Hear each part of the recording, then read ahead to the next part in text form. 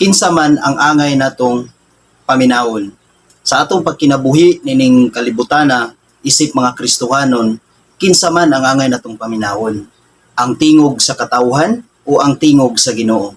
Igsoon para atong masayran kung kinsa gayud ang atong paminawon sa pagkinabuhi nga Kristohanon. Atong basahon sa Proverbs 2 verse 9 and 10. Then you will understand righteousness and justice, equity, and every good path. When wisdom enters your heart, and knowledge is pleasant to your soul. Igsoon para atong masabtan maayo, atong basahon sa Bisaya.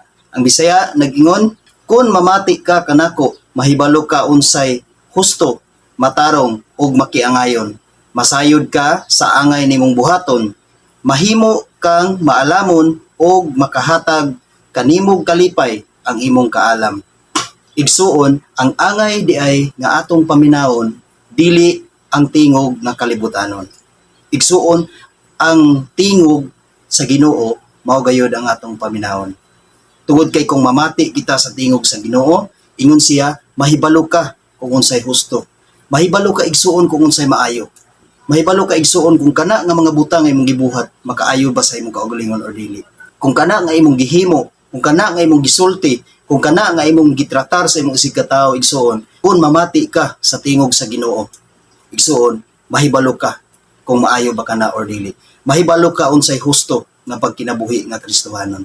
Maong angay igsuon nga mamati kita sa tingog sa Ginoo. Angay igsuon nga mamati kita sa tawag sa Ginoo. Tungod kay kung mamati kita sa tawag sa Ginoo kanato, kung mamati kita sa tingog sa Ginoo kanato, kung mamati kita sa Ginoo igsuon, mahimo kitang matarong nining kalibutana.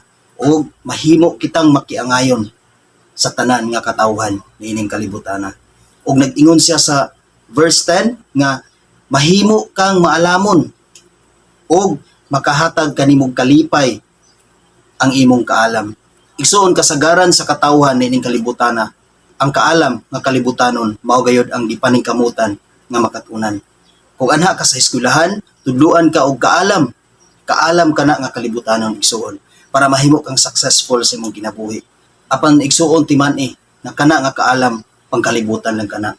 Apan sa simbahan igsuon gitudlo ang kaalam nga langit nun. Ang nindot igsuon kung aduna kay kaalam nga kalibutanon, aduna usab kay kaalam nga langit nun. Tungod kay kung usara ni ana ang naa kanimo, dili ka tinuod nga maalamon. Maong igsuon sugod karon paningkamot sa pagbaton og kaalam sa kalibutan ug kaalam nga langit nun. Tungod kay sa atong pagkinabuhi, kasagaran sa focus sa katawhan, mao kanang kaalam nga kalibutanon. Magtuon maayo, study maayo, katunon maayo, unsa kana para mo bright maayo, para mahimong successful, maangkon ang iyang gusto, iyang kaugalingong desire. Igsuon, how about ang desire sa Ginoo para kanimo?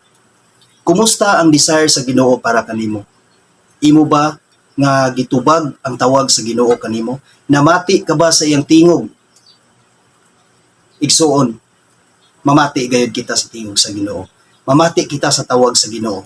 Tungod kay mao kanay makapausab sa atong kinabuhi. Mao kanay magtudlo kanato sa husto ug paghimo kanatong matarong. Igsuon, sugod karon atong batunan ang kaalam nga langit nun. Atong i-priority ang kaalam nga langit nun. Tungod kay mao kanay magtudlo kanato nga mahimo kitang matarong sa kalibutan. Ug tungod ni ana mahimuot ang Ginoo kanato igsuon. Na mahimo kitang iyang katawhan, mahimo kitang iyang anak. Hinaot igsuon nga atong paminawon ang tawag sa Ginoo, ang tingog sa Ginoo, dili ang tingog sa kalibutan. Amen. God bless sa tanan.